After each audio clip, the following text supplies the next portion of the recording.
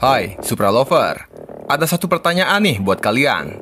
Kenapa Supra MK5 itu banyak yang bilang bukan Supra sejati tapi BMW?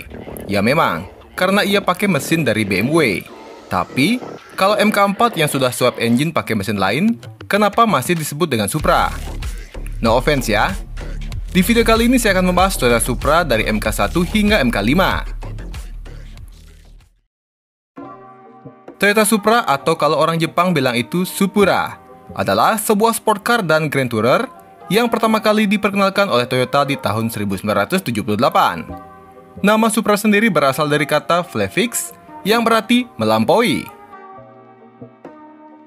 Balik ke tahun 1970-an. Toyota saat itu menjual Celica sebagai produk flagship sport car mereka. Nah, ketika Datsun menjual 280Z di Amerika Utara dan mendapatkan respon yang sangat luar biasa, Toyota jelas nggak mau kehilangan pasar yang begitu besar. Tapi, saat itu jelas, secara spesifikasi 280Z berada di atas Celica, yang kala itu masih menjadi line-up sport car flagship dari Toyota. Karena 280Z punya mesin 2800cc 6 silinder, dan Celica masih dengan mesin 1400 hingga 2200cc 4 silindernya, pasti akan babak belur. Akhirnya Toyota membuat sebuah produk baru yang mengambil basic dari Celica liftback, namun dengan penampilan yang lebih sporty, lebih lancip lah simpelnya. Mobil ini lantas diberi nama Toyota Celica Supra dengan kode A40 dan A50. Secara tidak langsung, Celica adalah leluhur dari Toyota Supra. Dan dari segi performa, Celica Supra punya mesin yang jauh lebih powerful ketimbang Celica. Ia dijual dengan 3 pilihan mesin yakni 2000, 2600, dan 2800cc 6 silinder segaris, yang dimana mesin-mesin ini punya tenaga di angka 123 hingga 138 daya kuda. Nah, yang unik ialah tenaga terbesar dari Celica Supra malah dihasilkan oleh mesin 2600cc SOHC-nya dengan kode 4M EL6. Sedangkan di versi 2800cc yang juga sama-sama SOHC dengan kode 5M EL6 yang diperkenalkan pada tahun 1980 malah punya tenaga di kisaran 118 daya kuda. Mesin 2800cc ini juga dipakai oleh Toyota Crown S110. Kalau ngomongin performa, Celica Supra dengan performa tertinggi memiliki top speed di angka 177 km per jam. Sudah termasuk kencang pada masanya. Seluruh varian dari Celica Supra MK1 punya 2 pilihan percepatan, yakni 5 percepatan manual dan 4 percepatan otomatis, yang sama-sama punya fitur gear overdrive agar mobil lebih responsif dan mesin lebih santai nih pada kecepatan konstan. Di Jepang, mobil ini dijual dengan nama Supra Double X pada tahun 1978 dan baru diekspor pada tahun berikutnya. Pada tahun 1981, Toyota lantas memberikan mayor facelift atau malah bisa dibilang all new untuk Celica Supra dengan kode A60. Hal yang paling terlihat jelas ialah di bagian bodi yang lebih sporty. Terlebih, ia sudah menggunakan lampu depan model pop-up yang kala itu sedang ngetren-ngetrennya. Di bagian mesin kali ini tidak ada lagi varian 2600cc, hanya menyisakan 2000 dan 2800cc saja.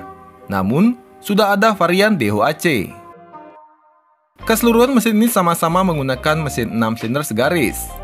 Di Amerika Serikat, Celica Supra dijual dengan 2 pilihan model, yakni P untuk performa dan L untuk luxury. Kedua model ini menggunakan mesin yang sama. Yang membedakan keduanya hanyalah varian P terlihat lebih sporty berkat ukuran velg yang lebih besar. Beberapa panel bodi juga lebih ringan yang dibuat dari bahan fiberglass. Dan di versi luxury, hanya interior yang lebih mewah dengan jok yang dilapisi kulit.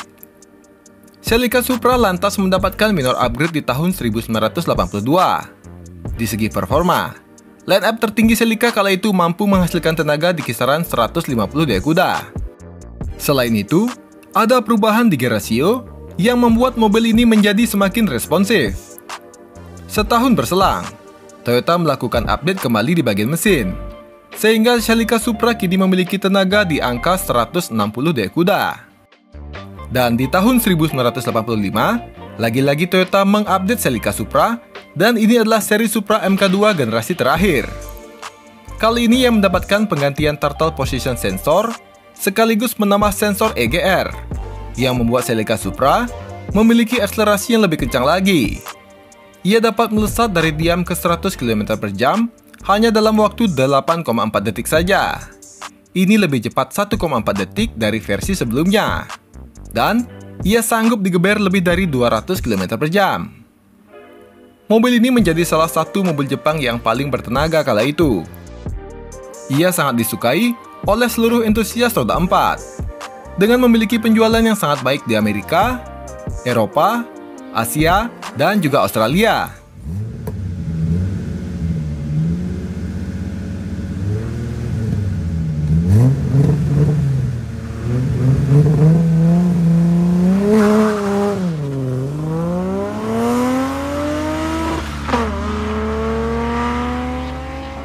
Di tahun 1986, Toyota memutuskan untuk memisahkan Celica dan Supra.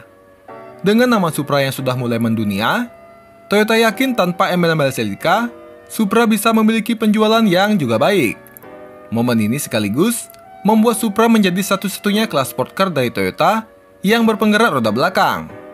Karena di saat yang bersamaan, Toyota juga merubah Celica menjadi penggerak roda depan. Di generasi ini secara penampilan bisa dibilang mirip ya dengan MK2, namun MK3 terlihat lebih modern lagi dengan ukuran yang sedikit lebih besar. Model lampu depannya masih sama-sama pop-up. Dan di bagian dapur pacu, Toyota memperkenalkan mesin terbaru mereka dengan kode 7M-GE dan 7M-GTE Turbo yang memiliki kapasitas mesin 3000cc inline 6 silinder. Kedua mesin ini sudah menggunakan 4 valve persilinder dan dual overhead cam. Semua itu membuat Supra memiliki tenaga di angka 231 daya kuda untuk versi turbo dan 200 daya kuda untuk non-turbo. Selain itu, untuk versi yang lebih kalem, Toyota masih menjual Supra dengan kapasitas 2000cc yang punya spesifikasi serupa dengan Supra MK2. Nah, ada satu lagi tambahan mesin 2500cc dengan kode 1JZ GTE Twin Turbo. Mesin ini juga dipakai oleh Toyota di beberapa lineup mereka, seperti Toyota Crown, Chaser, Soarer, Cresta, dan Mark II. Nah, keseluruhan varian Supra MK3 memiliki teknologi yang paling mutakhir pada zamannya. Di bagian suspensi menggunakan double wishbone di bagian depan dan belakang, yang dikendalikan oleh sistem bernama TOMS, yakni Toyota Electronic Modulated Suspension. Supra MK3 varian tertinggi memiliki performa yang luar biasa. Ia bisa digeber hingga kecepatan 245 km per jam, dengan akselerasi di angka 6,3 detik untuk mencapai kecepatan 100 km per jam.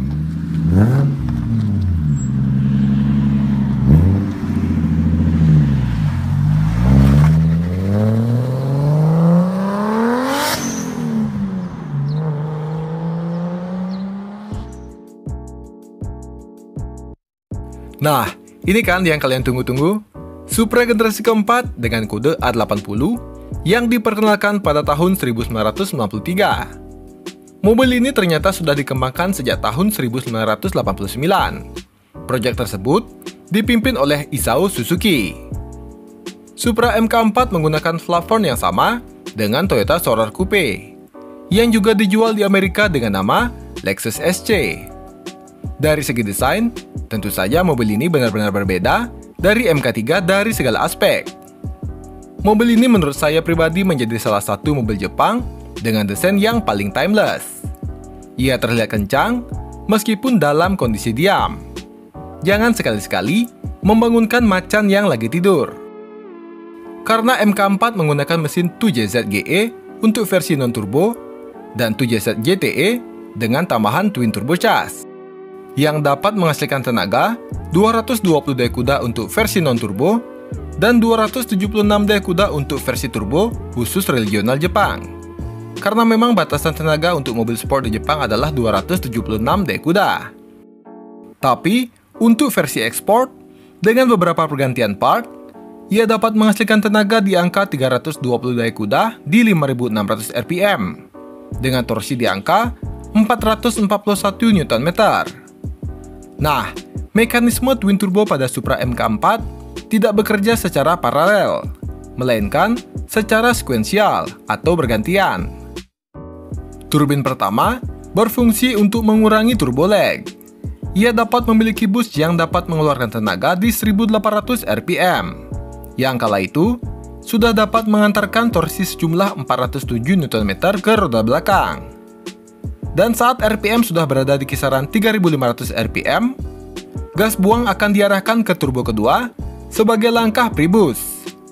Walaupun begitu, turbo kedua baru akan memberikan tenaga maksimalnya pada 4000 rpm. Nah, dibandingkan dengan sistem twin turbo pada umumnya yang masih paralel, sistem turbo sekuensial dirasa lebih efektif, lebih responsif pada RPM bawah, dan mampu memberikan tambahan tenaga yang besar pada saat RPM tinggi. Selain itu, untuk lebih memaksimalkan lagi tenaga yang dihasilkan oleh turbo pada Supra MK4, Toyota memasukkan teknologi ACIS, yang merupakan Acoustic Control Induction System, yaitu sebuah teknologi yang mengatur arah atau jumlah aliran udara saat berada dalam pipa intake untuk meningkatkan tenaga. Hasilnya, Supra MK4 Twin Turbo hanya membutuhkan waktu 4,6 detik menuju kecepatan 100 km per jam, dengan top speed di kisaran 250 km per jam. Ini sebetulnya bisa lebih cepat lagi ya, karena Toyota menyematkan limiter pada mobil ini. Bahkan di Jepang, ia hanya memiliki top speed di angka 180 km per jam, karena regulasi. Supra MK4 menjadi salah satu mobil dari Toyota yang paling sering mengikuti ajang balap. Beberapa balapan seperti Japanese Grand Tourer Championship, IMSA Camel GT, dan GT500. Dengan kepopuleran yang ia dapatkan semenjak menjadi ikon dari film Fast and Furious, Supra menjadi sebuah gorengan skala internasional. Tapi, bukan karena masuk film saja ya. Supra MK4 memang memiliki performa yang luar biasa, yang bisa didapat dengan memodifikasi mobil hingga batas akhir. Mesin 2JZ bahkan menjadi salah satu mesin yang populer untuk di swap engine. Pernah tuh, ada Gallardo yang pakai mesin 2JZ.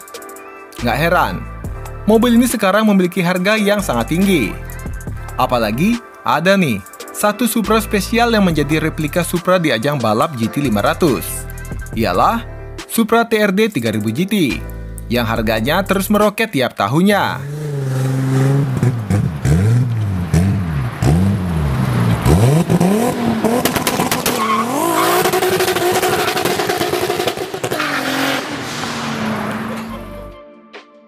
Setelah 17 tahun Supra MK4 stop produksi, pada tahun 2019, akhirnya Toyota memperkenalkan MK5 yang sebetulnya kelahiran mobil ini menuai banyak kontroversi. Bagaimana tidak? Gazoo Racing menjalin kerjasama bersama BMW dalam pembuatan mobil ini. MK5 memiliki platform yang sama dengan BMW Z4 generasi terbaru. Yang membedakan mereka cuma kulitnya saja. Selebihnya mobilnya sama aja. MK5 memiliki dua pilihan mesin, yakni 2000cc B48B Turbo dan 3000cc dengan 3 kode mesin yang berbeda, yang semua mesin ini sama-sama dari BMW. Dengan tenaga mulai dari 194 hingga 383 daya kuda di varian tertinggi. Semua varian MK5 memiliki dua pilihan transmisi, yakni 6 speed manual dan 8 speed otomatis. Sebetulnya performa mobil ini sih oke-oke aja. Cuma, kalau melihat Nissan R35 dan Honda NSX, yang merupakan penerus di generasi sebelumnya, memiliki gap performa yang lumayan jauh. Supra MK ini jadi terkesan biasa aja. Apalagi bagi pecinta Supra, penggunaan mesin BMW ini dirasa sangat kurang ya. Banyak sekali orang protes sampai-sampai video dan meme mengenai MK5 itu bertebaran di internet.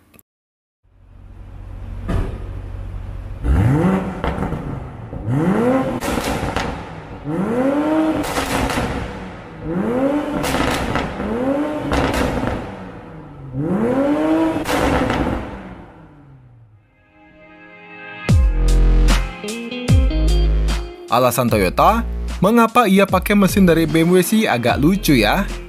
Pihak Toyota ingin menghemat uang dan waktu. Karena menurut mereka, mendevelop mesin baru itu jelas bakal menguras dompet.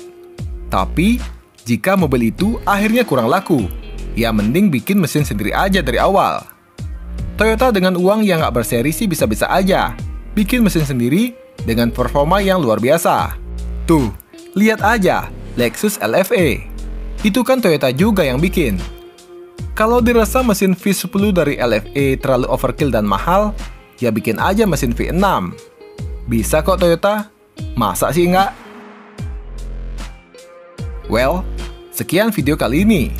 Like jika kalian suka, dan subscribe bagi yang belum. Terima kasih.